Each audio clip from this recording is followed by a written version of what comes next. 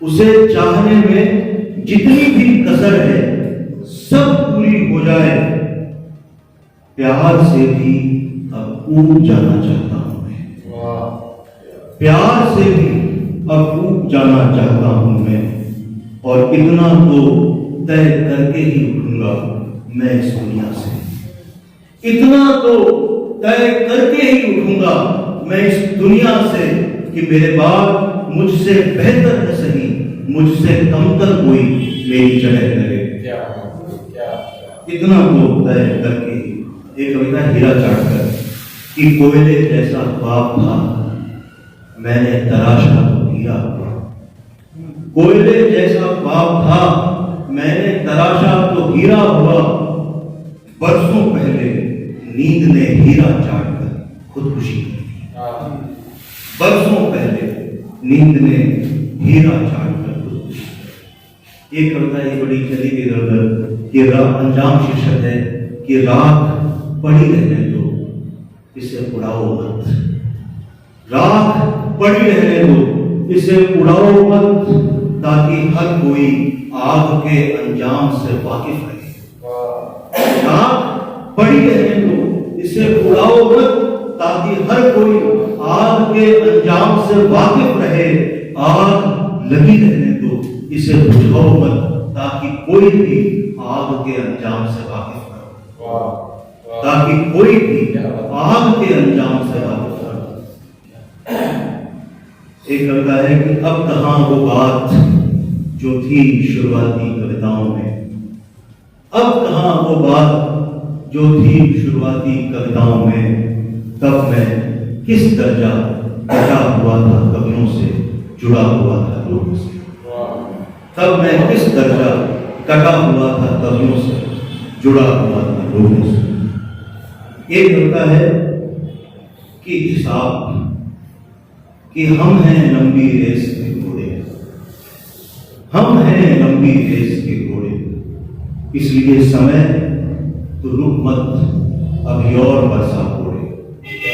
हम हैं लंबी रेस के घोड़े, इसलिए समय तो रुक मत अभी और बरसा घोड़े।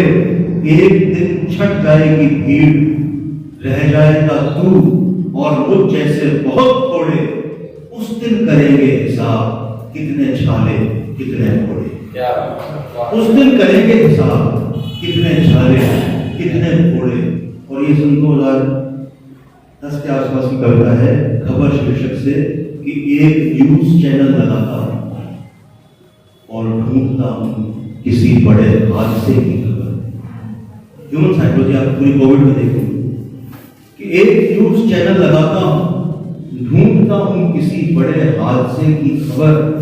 खबर नहीं मिलने पर उदास होकर बंद कर देता हूं। खबर नहीं मिलने पर उदास होकर बंद कर देता हूं टीवी। अब एक बात थोड़ी सी गंभीर और गंभीरता में उतरता हूं कि एक दिन हम एक मोटी परत बन जाएंगे।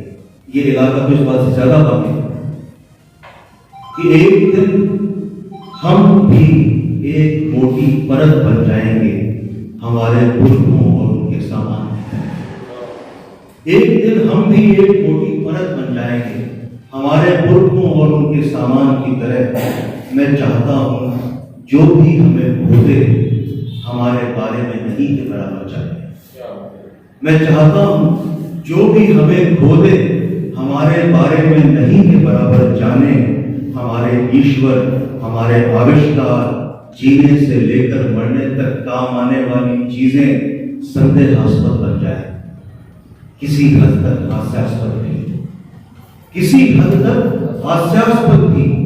वे इतने शुरू से शुरू करें कि अपने खोजे हुए शून्य पर उन्हें सबसे पहले खोजे हुए शून्य का अभिमान।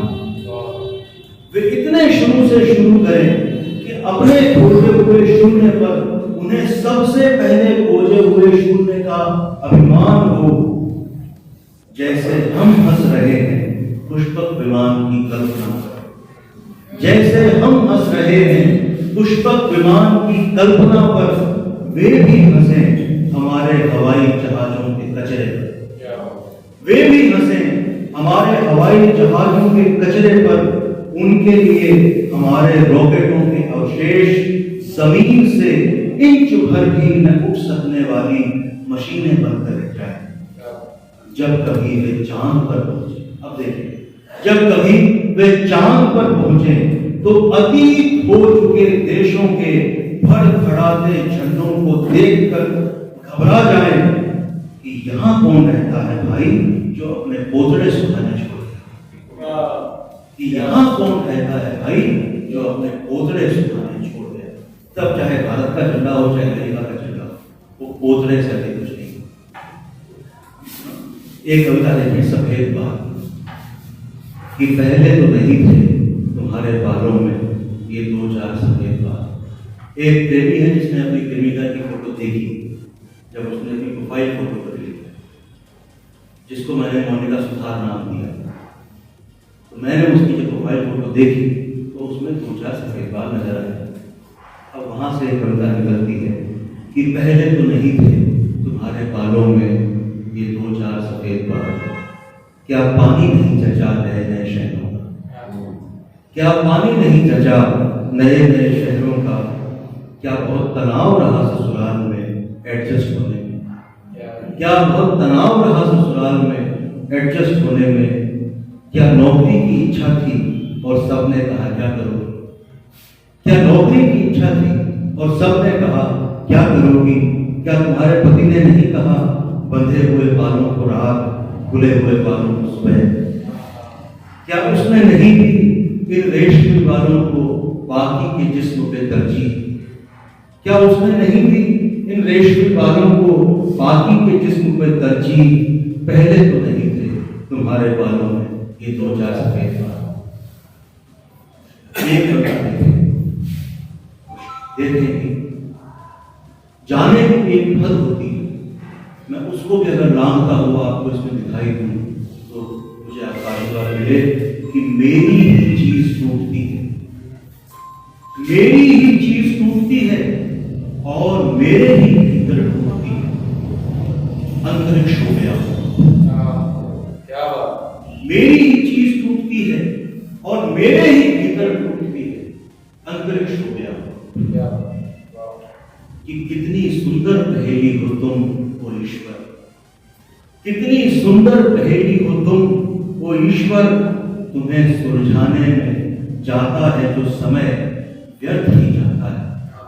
कितनी सुंदर पहेली हो तुम, अपने सारे जो बूढ़े हैं याद कर राम राम करते रहते हैं, वो देखें एक बार कि कितनी सुंदर पहेली हो तुम ओ ईश्वर, तुम्हें सुलझाने में जाता है जो समय व्यर्थ ही जाता है, लेकिन लगता नहीं व्यर्थ गया, लेकिन लगता नहीं व्यर्थ गया।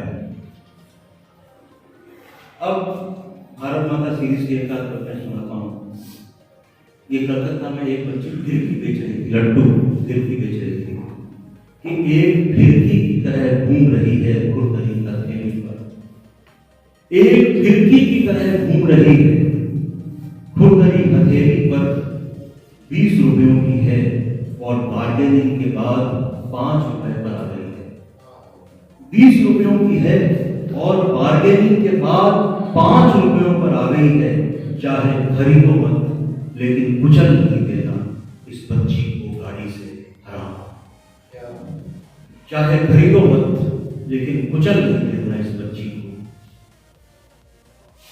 एक कविता देखें कि सबने एक गट्ठर से अपनी अपनी साइज के डंडे निकाल लिए। ये जो भी है दक्षिणपंथी वामपंथी समाज जो भी जाते हैं कि सबने एक गट्ठर से अपनी अपनी साइज के डंडे निकाल लिए हैं और एक दूसरे का सर फोड़ रहे हैं और इनको समझाने वालों के हाथों में बंदूकें। स्थिति गंभीर है भारत माता, अब कुछ नहीं हो सकता। स्थिति गंभीर है भारत माता, अब कुछ नहीं हो सकता। इससे पहले कि वासना मुझे जीत जाती और तंबाकू मुझे कैंसर का मरीज बना, इससे पहले कि वासना मुझे जीत जाती और तंबाकू मुझे कैंसर का मरीज बना देता, मैं तेरे पास आ गया तेरे आंचल की छांव में, तेरी मलमल गोदी में, तेरी नचीली बाहों। मुझे रास नहीं आया कविता की राजधानी का, कलकत्ता से दिल्ली शुरू मुझे रास नहीं आया कविता की राजधानी का कलकत्ता से दिल्ली शिफ्ट हो जाना। अपने रेगिस्तान, पठार, पर्वत, नदियां, समंदर आदि चुटकी भर कुछ भी उठा और मुझ पर उबार दे मेरी भारत। कुछ भी उठा मुझ पर उबार दे भारत माता कि जहां जहां तक कोई समझ सकता है, जहां जहां तक कोई समझ सकता है, पानी को पानी, खाने को खाना, नींद को नींद, प्यार को प्यार, वहां वहां तक फैला है मेरा भारत, वहां वहां तक लहराता है मां का आंचल, वहां वहां तक लहराता है मां का आंचल। हम भी कुछ कविताएं देखें कि जिसे देखने के लिए, इस कविता का शीर्षक है तिलिस्म, कि जिसे देखने के लिए मैं गहरे झांकता हूं, कुछ देर बाद मैं वही हो जाता हूं। जिसे देखने के लिए मैं गहरे झांकता हूं, कुछ देर बाद मैं वही हो जाता हूं। रखी ही नहीं जाती एक जरूरी दूरी, रखी ही नहीं जाती एक जरूरी दूरी, कला का तिलिस्म आखिर टूट ही जाता है, कला का तिलिस्म आखिर टूट ही जाता है। एक कविता है यह कहकर, ये बात शब्द कहते हैं, शब्दों का कहना है कि जिस मौन को तुम इतना बखानते हो। हर कविता में आता है कि जो मौन कह सकता है वो शब्द नहीं कह पाते, तो शब्द यहां पर अपनी बात कहते हैं, अपना पक्ष रखते हैं कि जिस मौन को तुम इतना बखानते हो वो हमारे बराबर आकर कुछ कहने का खतरा होता है। जिस मौन को तुम इतना बखानते हो वो हमारे बराबर आकर कुछ कहने का खतरा उठाए, तो हमारी ही तरह खोखला नजर आए, ये कहकर शब्द जोर जोर से हंसने लगे, ये कहकर शब्द जोर जोर से हंसने लगे। ये कविता एक पाठक की बात है, मैं पाठक के नाते ये बात कहता हूं कि अब तुम इस कविता को मुझे सौंप सकते हो। ये बात तो कवि को कहते हैं कि अब तुम इस कविता को मुझे सौंप सकते हो और निश्चित हो सकते हो। मैं इसे पढ़ूंगा, मैं इसे समझूंगा, मैं इसमें उतरूंगा, मैं इसकी खासियतों को हाईलाइट करूंगा, मैं इसकी खामियों को अंडरलाइन करूंगा, मैं तुम्हारे सपने को गाऊंगा, मैं तुम्हारी बात को पहुंचाऊंगा, मैं तुम्हारी कुंठा को पी जाऊंगा, मैं तुम्हारी बेचैनी को पोसूंगा, मैं तुम्हारे नाम को दूर दूर तक फैलाऊंगा, मैं तुम्हारी कविता सौंपूंगा तुम्ही को, पहले से कहीं ज्यादा तुम्हारी करके, पहले से कहीं ज्यादा तुम्हारी करके। जालौर में घटना हुई थी, एक बच्चे की हत्या कर दी गई थी घड़े से पानी पीने को लेकर। वहां पर उस समय कविता लिखी थी कि हजारों घड़ों में से आज एक घड़ा इस तरह फूटा कि करोड़ों करोड़ घड़े तेजाब से भर गए। हजारों घड़ों में से आज एक घड़ा इस तरह फूटा कि करोड़ों करोड़ घड़े तेजाब से भर गए। अब देते रहो दलीलें, अब देते रहो दलीलें कि बचे हुए घड़ों में 75 वर्षों का अमृत है, अमृत। अब देते रहो दलीलें कि बचे हुए घड़ों में 75 वर्षों का अमृत है, अमृत। कौन सुनेगा और क्यों सुनेगा, कौन सुनेगा और क्यों सुनेगा। ये कविता है बोली कि हजार रंगों की रंगोली बोल रही है, हजार रंगों की रंगोली बोल रही है, मुहर्रम के मातम में होली बोल रही है। अरे मैं नहीं बोल रहा, मुझ में डिप्रेशन की गोली बोल रही है। अरे मैं नहीं बोल रहा, मुझ में डिप्रेशन की गोली बोल रही है। मैं आपको उस सीख तक ले जाना चाहता हूं जो मैंने इस कविता को लिखते समय झेला हुआ। ये कविता देखें, ये समय है 10-5 मिनट का। हाँ कोई बात नहीं,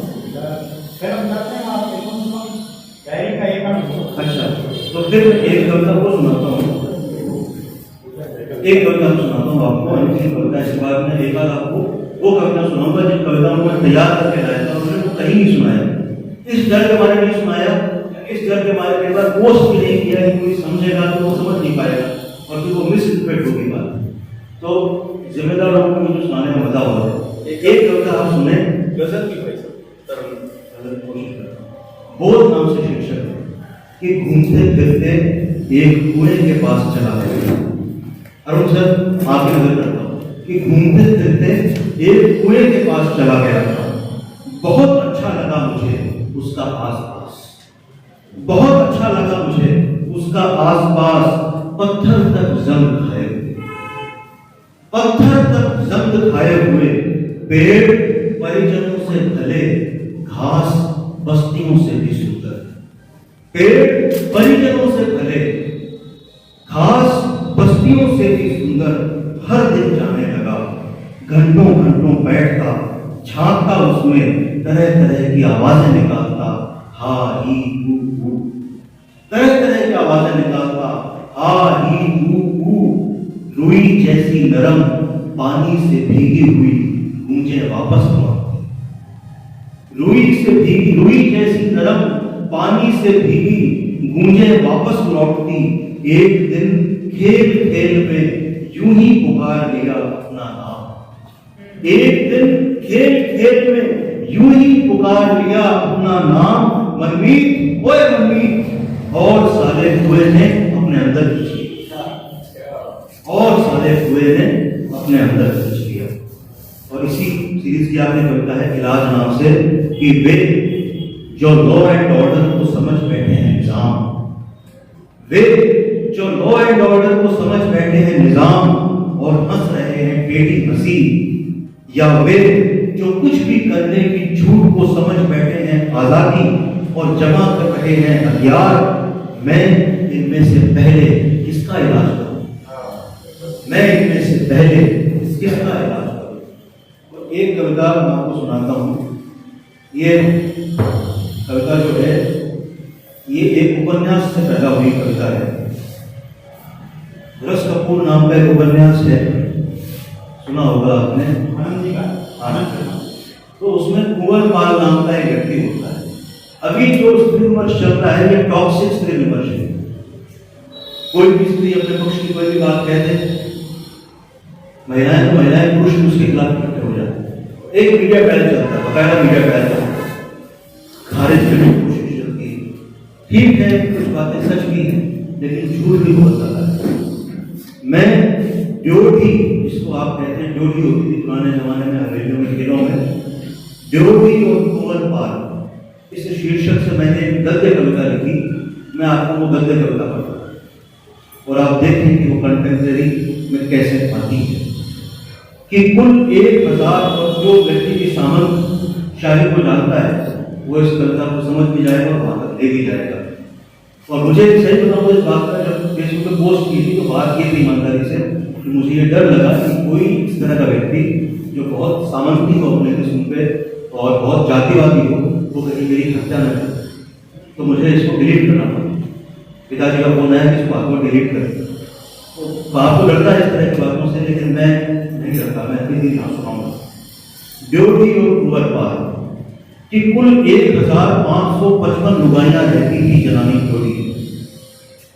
कुल 1555 लुगाइयां रहती थी जनानी ड्योढ़ी में। पूरे मुल्क की एक जात ऐसी नहीं थी जिसकी लुगाई उस ड्योढ़ी में तय हो। 70 साल की कोबली और कुष्ठ रोग से शिरती हुई बूढ़ी से लेकर 14 साल की पान की तरह पतली और लौंग जैसी चरपली छोकरी तक। एक भयंकर घुटन थी जिसे रियासत में उठने वाली आंधी दूर नहीं कर सकती। एक भयंकर घुटन थी जिसे रियासत में उठने वाली आंधी तक दूर नहीं कर सकती थी। जनानी ड्योढ़ी में किसी भी मर्द का प्रवेश निषेध था। सिर्फ एक हिजड़ा था जो बेरोक टोक आता जाता था और वो इशारा करता, साली तू साली, आज तेरी बारी नहीं आती। राजा के नाम पर भरी जाने वाली मांग में सुहाग की चमक आगे से जाती है। इजहार सुनना कविता, ये दावा पेश कर रहा हूं पूरी तरह से कि राजा के नाम पर भरी जाने वाली मांग में सुहाग की चमक भाग्य से जागती थी। जहां तक याद पड़ता है 35 बरस के होने के बाद एक भी औरत कभी राजा की अंक शैली न बनी। बचे कुचे यौवन की मदिरा वे औरतें इस तरह बांट कर पीती थी कि जहर बन जाती थी। होमोसेक्सुअल या लेस्बियन कुछ भी कहें, बचे कुचे यौवन की मदिरा वे औरतें इस तरह बांट कर पीती थी कि जहर बन जाती थी। और तभी कुंवरपाल नाम के एक खवास की एंटी इस कहानी में, 6.5 फुट का सांवला मगर बांका जवान पढ़ा लिखा और जहीन, जिसके जिम्मे ड्योढ़ी में नई औरतों की भर्ती करना था, वो केवल एक बार रात के घने अंधेरे में ड्योढ़ी में चला गया था। उस रात के बाद से न कुंवरपाल मिला न उसकी लाश थी। राजा ने फाइल ये कहकर बंद कर दी कि कुंवरपाल गद्दार भाग गया, कि कुंवरपाल गद्दार निकला, भाग गया होगा। जनानी ड्योढ़ी में वासना का एक समंदर गहरा था। जनानी, ये आज से 100 साल पहले का लिखित इतिहास है हमारे पास, कि जनानी ड्योढ़ी में वासना का एक समंदर गहराता था। वो इतना गहरा था कि औरतें खुद के हाथ उस गहराई की थाह लगाती थी। जब भी किसी अंधेरे की आड़ लेकर उस समंदर में उतरते थे तो अगली सुबह आधी संतुष्टि और पूरे पश्चाताप से भरी हुई औरतें ड्योढ़ी की दीवारों से सर फोड़ लेती। ये गिरफ्त था उनका। कुंवरपाल पर एक बुढ़िया की नजर थी। कुंवरपाल पर एक बुढ़िया की नजर थी जिसने पिछले 30 वर्षों से किसी मर्द को छुआ तक नहीं। ड्योढ़ी में रहने वाली बाकी औरतें भी उस बुढ़िया से खौफ खाती थी। उसकी आंखों में लावा दहकता था और उसके पहाड़ जैसे स्तन सांस सांस ऊपर उठते और गिरते थे। कुंवरपाल जब एक रात किसी जरूरी काम से उस ड्योढ़ी में गया तो उस बूढ़ी औरत ने कुंवरपाल पर एक पीतल की बाल्टी से हमला कर दिया। सहम गई थी सारी ड्योढ़ी और एक भयानक चुप्पी छा गई थी। कुंवरपाल फूटे हुए सर के साथ अभी जिंदा था मगर कराह रहा। कुंवरपाल की तरह सुंदर दया नहीं जागी बरसों की प्यास में, वरन एक समंदर एक हाथी की तरह चिंगार उठा और 24 औरतें कुंवरपाल पर टूट पड़ी। कुंवरपाल के लंबे केश किसी एक के हाथ में तो उसकी बांह किसी दूसरे के हाथ में। कुंवरपाल की एक जान किसी एक के हाथ में तो उसकी दूसरी जान किसी दूसरी के हाथ में। ये खेल बस कुछ ही देर चला था कि कुंवरपाल की सांस उखड़ गई। कुंवरपाल के ठंडे शरीर में थोड़ी सी आग बाकी थी जिस पर 5-7 औरतों ने अभी और हाथ सेके। सच्ची घटना है। अब क्या, ड्योढ़ी में जैसे सन्नाटा ही पसर गया। वही औरतें जिन्होंने कुंवरपाल की हत्या की थी वे दीवारों पर सर तोड़ रही और चीख चीख कर कह रही थी, हम पवित्र नहीं रही अन्नदाता, हम पवित्र नहीं रही, हमने आपको धोखा नहीं दिया अन्नदाता, हमें नरक की कोई जगह नहीं मिली। फिर रात की रात ड्योढ़ी की औरतों ने मिलकर कुंवरपाल की विध को सैकड़ों टुकड़ों में काटा। आप श्रद्धा की बात करते हैं, जिसका अवतार ने काटा है, ये घटना से 200 साल पहले घटना।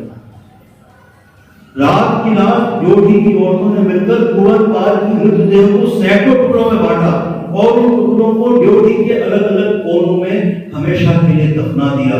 वासना के इतिहास में यह कोई अपवाद न था, लेकिन आपको तो यही लगता।